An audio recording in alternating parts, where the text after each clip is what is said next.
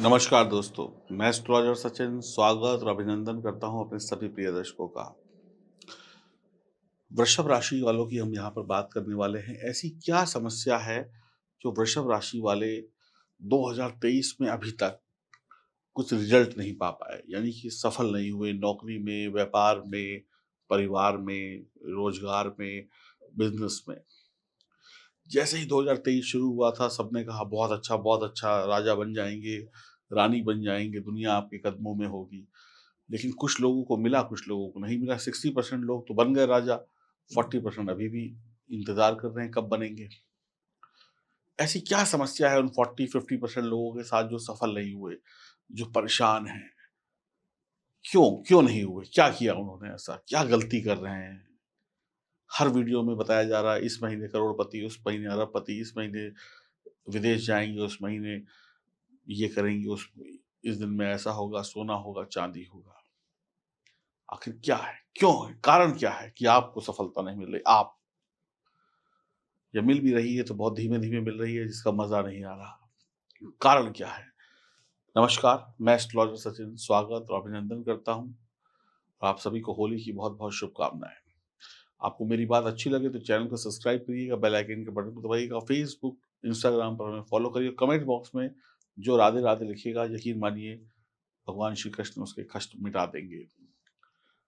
देखिए, कहावत है कि हर रात के बाद सूरज उगता है और ये सत्य भी है। रात काली होती है, सूरज सवेरा लेकर आता है। यानी दुर्भाग्य के काले बादल हटते हैं और सौभाग्य का सवेरा होता है।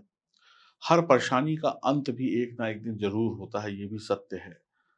तो आज इस वीडियो में हम वृषभ राशि वालों की समस्या का अंत करेंगे। हम ये नहीं कह रहे कि आप करोड़पति बनेंगे, लेकिन हम आपकी समस्याओं का अंत कर देंगे। जहाँ समस्या नहीं है, वहाँ पर विजय है, ये बात आप भी जानते हैं।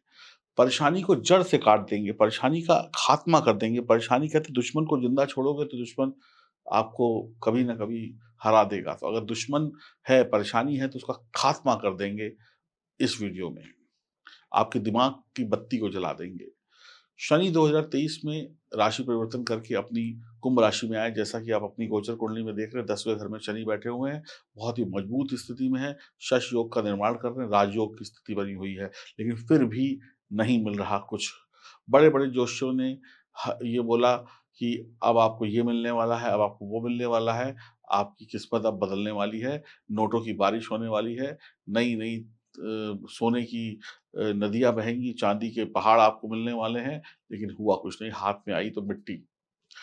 60% लोगों को फ़ायदा हुआ, 40% लोग परेशान हैं, निराश हैं। जो सफल हो गए, वो चुपचाप बैठकर अपना एन्जॉय कर रहे हैं, जो परेशान है, वो भटक रहा है। वास्तविकता क्या है? सभी वृषभ वालों को बढ़िया परिणाम क्यों नहीं मिले? ऐसा आपने क्या पाप किया था? पहले देखते हैं इस गोचर कुंडली को। शनि यहाँ पर जैसे ही बैठे, उसके बाद अस्त हो गए। अस्त हो जाने का मतलब है किसी इंसान जैसे जैसे चिड़िया है, चिड़िया के दोनों पर काट दिए जाएँ तो वो उड़ नहीं सकती। ज़िंदा तो रहेगी चिड़िया, लेकिन दोनों पर ही नहीं है, तो वो उड़ नहीं सकती, यानी कि बेकार है।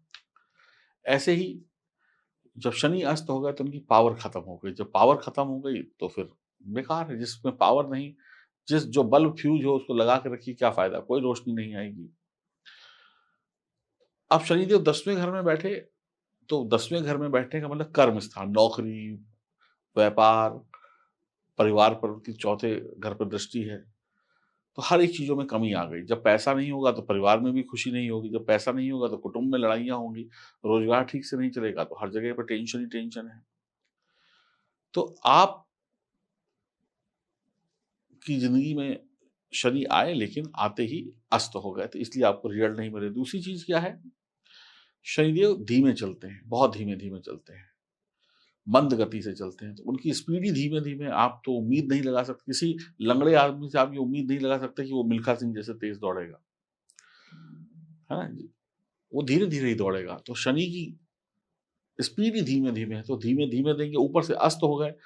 एक ऐसा आदमी जो लंगड़ा है और उसकी बैसाखी भी छीन ली। समझने की कोशिश करिए, एक ऐसा व्यक्ति जो लंगड़ा है, जिसके दोनों पैर नहीं है या एक पैर नहीं है और उसकी जो बैसाखी होती है, वो भी किसी ने छीन ली, तो वो आदमी कैसे चलेगा? वो तो रिगड़-रिगड़ के चलेगा ना। फिर तो जो बैसाखी से तो फिर भी 2-4 की स्पीड होती है, लेकिन जो रिगड़-रिगड़ के चलेगा तो 0 की स्पीड से चलेगा। तो ये स्थिति आपकी बनी हुई, तो रिज़ल्ट कैसे मिलेगा? नहीं मिलेगा आपको। अब आपकी राशि के स्वामी शुक्र हैं, शुक्र जो है वर्तमान में अपनी उच्च राशि मीन में बैठे हैं, उसके बाद ये मेष में चले जाएँगे 12वें भाव में, 12 मार्च को। तो 12वें भाव में जाकर ये आपको विदेश से अच्छे संबंध जोड़ देंगे आपके। तो पहली बात ये है कि सिर्फ़ अकेले शनि और अकेले शुक्र ही आपका भला करने वाले नहीं हैं। सारे जो ग्रह हैं, सारे 9 ग्रह हैं, इनका प्रभाव आपके जीवन पर पड़ता है। एक अकेला ग्रह आपको कुछ नहीं दे सकता। जैसे एक सब्ज़ी बनाते हैं ना, एक सब्ज़ी आप लोग घर पे बनाते हैं, तो सिर्फ़ नमक डाल दें, तो स्वाद नहीं आएगा। सिर्फ़ हल्दी डाल दें, तो स्वाद नहीं आएगा। सिर्फ़ गरम मसाला डाल दें, तो स्वाद नहीं आएगा। सारे मसाले थोड़े-थोड़े पड़ेंगे, तो सब्ज़ी का स्वाद निखरेगा। तो ऐसे ही जो 9 ग्रह हैं, सबका शुभ प्रभाव जब मिलेगा, तभी आपकी तरक्की होगी। एक अकेला कुछ नहीं कर पाएगा। तो यहाँ पर शुक्र भी आपका अकेले भला नहीं कर सकते, क्योंकि वो भी मजबूत स्थिति में, गुरु की भी देखा जाए तो मजबूत स्थिति है, लेकिन भला नहीं कर पाएँगे क्योंकि शनिदेव अस्त हैं।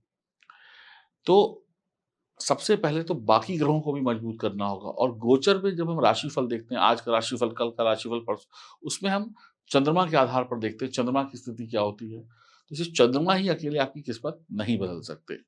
बाकी ग्रहों को भी आपको देखना होगा, मजबूत करना ही होगा। एक अकेला ग्रह हमें सुख चैन नहीं दे सकता। कुंडली में 12 भाव हैं, हर भाव से जुड़ा हुआ सुख है। प्रथम भाव जो है वो आपको आपको उसका उस पे बैठा हुआ ग्रह आपके पूरे व्यक्तित्व पे प्रभाव डालता है। दूसरा ग्रह पैसा देता है, वाणी देता है, परिवार देता है। अब मान लीजिए दूसरे ग्रह में कोई खराब ग्रह बैठ गया, तो आपकी वाणी खराब हो जाएगी, पैसे की बचत नहीं होगी। तीसरा ग्रह भाई-बंधु का है, तो अगर कोई बुरा ग्रह है तो भाई-बंधु से लड़ाई होगी, घर में कलह-कलेश होगा, तो भी सुख नहीं। चौथा भाव माँ का है, परिवार का है, प्रॉपर्टीज़ का है, तो पता चला माँ की सेहत खराब है, माँ का सुख नहीं है, परिवार में कलह-कलेश है। ऐसे ही 10वां घर काम-काज का है, काम-धंधे का है, वहाँ पर बैठा हुआ ग्रह अगर कमज़ोर है, तो वो आपके काम-धंधे में रुकावट ले आएगा, प्रमोशन में रुकावट। ऐसे सप्तम भाव वैवाहिक जीवन का है, वैवाहिक जीवन का सुख नहीं मिलेगा अगर वहाँ पे कोई खराब ग्रह बैठा है। तो व्यापारिक साझेदारियाँ अच्छी नहीं, पंचम में है, तो शेयर मार्केट से हानि हो जाएगी, कोई ग्रह बैठा है, अशुभ ग्रह बैठा है, या उस घर का स्वामी कहीं अशुभ ग्रह के साथ बैठा है, या ग्रहों पर बैठा ग्रह मजबूत है लेकिन अशुभ ग्रह की दृष्टि पड़ रही है, किसी अशुभ ग्रह के साथ बैठा है, तो भी आपको परिणाम नहीं मिलेंगे।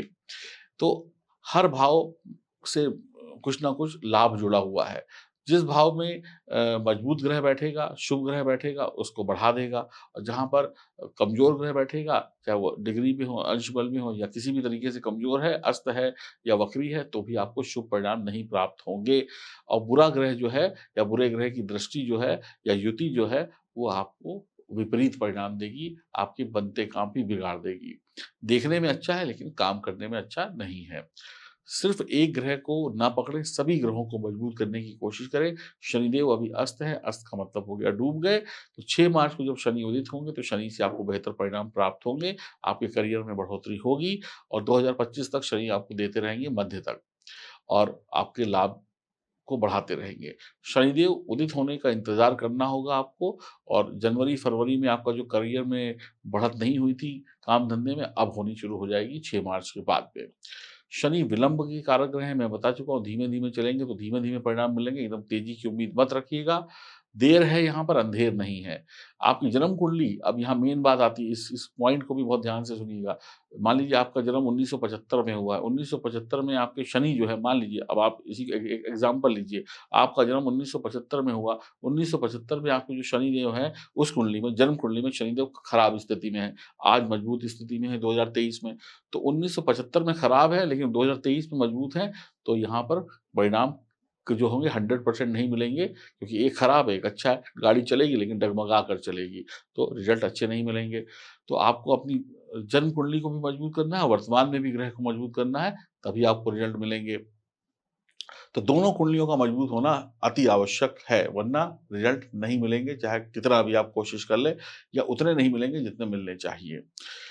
दूसरी बात क्या है कि अगर आपको अच्छे रिज़ल्ट प्राप्त करने हैं, तो आपको मुझ पर, या जिस पर भी आपका विश्वास, जिस भी ज्योतिषी पर आप विश्वास करते हैं, उस पे विश्वास करना होगा, उसको कुंडली दिखलानी होगी, और उसके द्वारा बताए गए उपाय रत्न, रुद्राक्ष धारण करने होंगे, उसकी बात माननी होगी। अगर आप मुझ पे विश्वास नहीं करेंगे, तो या किसी अन्य ज्योतिषी पे विश्वास नहीं करेंगे, तो फिर भगवान भी आपका भला नहीं कर सकता, क्योंकि भगवान आपको समझाने नहीं आएँगे। समझाएँगे या तो मैं समझाऊँगा, या मेरे जैसा कोई और समझाएगा। जिस पे आपका विश्वास है उससे समझिए और उसकी बात मानिए। हाँ, लेकिन सही व्यक्ति के पास जाइएगा। तीसरा काम क्या है, भाग्य भरोसे मत बैठिए, भगवान कुछ नहीं करने वाले, भगवान कुछ नहीं करेंगे, भाग्य भरोसे मत बैठिए, कर्म करिए। अगर अगर आपको ठंड लगती है, अगर आप बिस्तर पे लेटे हुए हैं, ठंड लगती है, तो कंबल को ओढ़ने के लिए भी आपको उठना पड़ता है और सही तरीके से उसको खींच के अपने ऊपर लाना पड़ता है। तो जब इतने छोटे से काम के लिए आपको कर्म करना पड़ता है, तो फिर समझ लीजिए ज़िंदगी में जो बड़े-बड़े काम हैं उसके लिए भी कर्म करने पड़ेंगे, आसानी से नहीं मिलेगा। घर बैठे-बैठाए नहीं मिलेगा, किसी कीमत पर नहीं मिलेगा। कर्म कर्म तो करना ही पड़ेगा। इसके साथ-साथ आप देखिए कि आप अपने माता-पिता, अपने गुरु, अपने शिक्षक का आशीर्वाद लीजिए और साथ ही साथ जिस भी राम को मानते हैं या श्याम को मानते हैं, राधा को मानते हैं या सीता को मानते हैं, भगवान विष्णु को मानते हैं, जिस भी ईष्ट को मानते हैं, उनके सामने क्षमा प्रार्थना करें कि हमारे जो बुरे कर्म हैं, बुरे हमारी जो आदतें हैं, उनसे हमें मुक्ति दो। क्योंकि भगवान श्री कृष्ण ने सुदामा को रातों-रात या कुछ ही वक़्त में उसके दुर्भाग्य को मिटा के सौभाग्य लिख दिया था। जिसके पास खाने को नहीं था, उसके पास महल आ गए। तो अगर भगवान से आप प्रार्थना करेंगे, तो ही भगवान के पास ही ताकत है आपके बुरे को अच्छा करने की। भगवान और ये ग्रहों की औकात से बाहर है। सिर्फ़ अगर आपका कोई भला कर सकता है, तो भगवान। तो ग्रह कुछ नहीं कर सकते यहाँ पर। तो भगवान से प्रार्थना करिए और भगवान तक जाने का रास्ता क्या है धरती पर? माता-पिता, गुरु, शिक्षक, सब लोग। तो इन रास्तों को भी आपको अपनाना पड़ेगा। इसके साथ-साथ क्या है, आप इन सब बातों को अपनाएँगे, अपनी जन्म कुंडली की जाँच कराएँगे और वक़्त का इंतज़ार करेंगे और धीमे-धीमे चलेंगे, तो देखिएगा आज से 2023 की शुरुआत से लेके 2025 के मार्च तक शनिदेव आपको बहुत बदल देंगे और शुभ परिणाम देंगे। तो आप देखिए कि आपको ओवरऑल बहुत लाभ होगा। हो सकता है कि जनवरी में लाभ नहीं हुआ, फरवरी में लाभ नहीं हुआ, मार्च में हो जाएगा। तो ये तो नहीं कहेंगे कि नहीं हुआ। तो ओवरऑल आप पूरे साल का कैलकुलेशन करेंगे तो आपको बेहतरीन रिज़ल्ट मिलेंगे। तो मैं यहाँ पर ये कह रहा हूँ, अगर आप इन सब बातों को मानते हैं तो यहाँ पर राजयोग बनता है। आपकी मेहनत का फल आपको उच्च पदों पर ले जा सकता है, विदेश जा सकते हैं, पेशे में पेशा, नौकरी और व्यापार में बड़ी ऊँचाइयाँ मिलेंगी, बैठकर धन कमाएँगे। विश्वास रखिए। विश्वास रखिए, हम पर रखिए, ईश्वर पर रखिए, होगा। और जितनी सकारात्मक चीज़ें हैं उनको अपनाने की कोशिश करें, पॉज़िटिव होकर चलें, तभी आपका भला होगा। आप इन सब चीज़ों को फ़ॉलो नहीं करते हैं, इसी वजह से आप फ़ेल हो जाते हैं। अब देखिए भारत की गवर्नमेंट है, अब मोदी जी प्रधानमंत्री हैं, तो मोदी जी के साथ में कितने सारे सांसद हैं, अकेले जी मोदी जी सरकार नहीं बना पाते हैं। मोदी जी को भी जब जीत के आते हैं, तो उनको भी जितने भी सांसद चाहिए होते हैं या जितने भी एमएलए चाहिए होते हैं, वो सबका सहयोग मिलता है ना, तभी तो वो राजा बनते हैं यानी प्रधानमंत्री बनते हैं। तो ऐसे ही आप अगर राजा बनना चाहते हैं, तो आपको 9 ग्रहों का आशीर्वाद चाहिए, उनका मजबूत होना आवश्यक है, वरना आपकी सरकार विपक्ष में बैठेगी और विपक्ष चिल्लाता रहता है, हाथ कुछ नहीं आता है। तो आप भी ऐसे पागलों की तरह चिल्लाते रहेंगे, ये नहीं मिल रहा, वो नहीं मिल रहा, वो नहीं मिल रहा और चिल्लाते रहेंगे और जिनकी सरकार है वो अपना फाइल बंद करेंगे, आगे चले जाएँगे और ऐश करेंगे।